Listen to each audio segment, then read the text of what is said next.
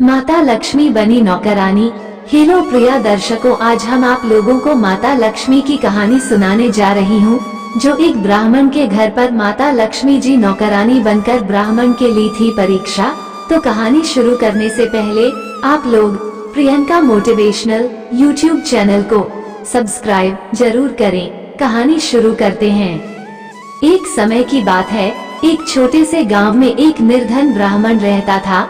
उसका नाम था रघुनाथ। वह बहुत ही सरल और धर्मपरायण व्यक्ति था, लेकिन उसकी गरीबी उसे हर दिन संघर्ष करने पर मजबूर करती थी।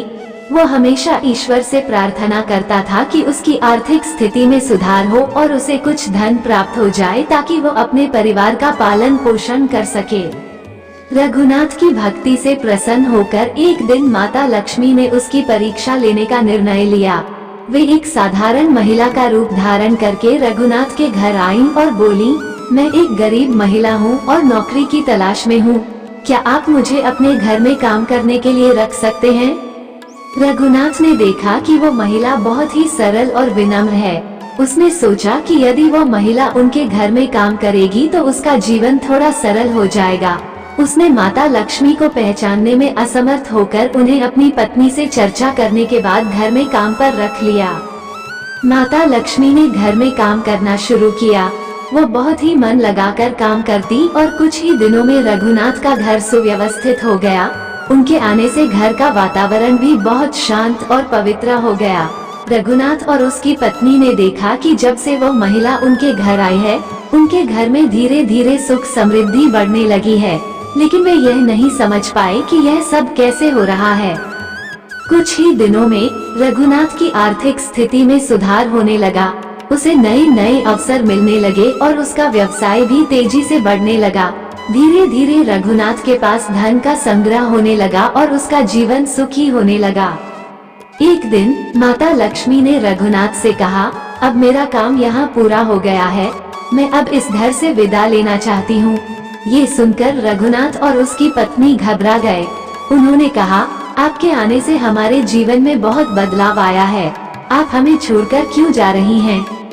माता लक्ष्मी मुस्कुराई और कहा, मैं कोई साधारण महिला नहीं हूँ, मैं माता लक्ष्मी हूँ। तुम्हारी भक्ति और सरलता ने मुझे प्रसन्न किया और मैं तुम्हारी सहायता के लिए आई थी। अब तुम्हारी परीक्षा समाप्त हो गई है और तुम्हारा जीवन सुखमय हो गया है, अब मुझे विदा लेने दो। ये सुनकर रघुनाथ और उसकी पत्नी भावुक हो गए। उन्होंने माता लक्ष्मी के चरणों में गिरकर उनसे आशीर्वाद लिया और कहा, माँ, आप हमें छोड़कर मत जाइए, हम आपके बिना नहीं रह सकते। माता लक्ष्मी ने उन्हें आशीर्वाद दिया और कहा, मैं हमेशा तुम्हारे साथ रहूंगी, बस तुम अपने धर्म और कर्तव्यों का पालन करते रहना। इसके बाद माता लक्ष्मी ने अपने असली स्वरूप में प्रकट होकर आशीर्वाद दिया और अंतर्ध्यान हो गयी। इस प्रकार रघुनाथ और उसके परिवार का जीवन हमेशा के लिए बदल गया। उन्होंने समझा कि सच्ची भक्ति और सरलता से ईश्वर का आशीर्वाद प्राप्त किया जा सकता है। शिक्षा। इस कहानी से हमें ये सीखने को मिलता है कि सच्ची भक्ति और ईमानदारी से किया गया कार्य हमेशा फलदायक होता है। कठिन परिस्थितियों में भी धर्म का पालन करने से ईश्वर का आशीर्वाद मिलता है और जीवन में सुख समृद्धि आती है। माता लक्ष्मी के आशीर्वाद से रघुनाथ और उसके परिवार का जीवन सुखमय हो गया था। उनकी आर्थिक स्थिति में सुधार हो गया और वे समृद्धि से जीवन यापन करने लगे। लेकिन इस अनुभव के बाद रघुनाथ और उसकी पत्नी और भी अधिक विनम्र और धर्मपरायण हो गए।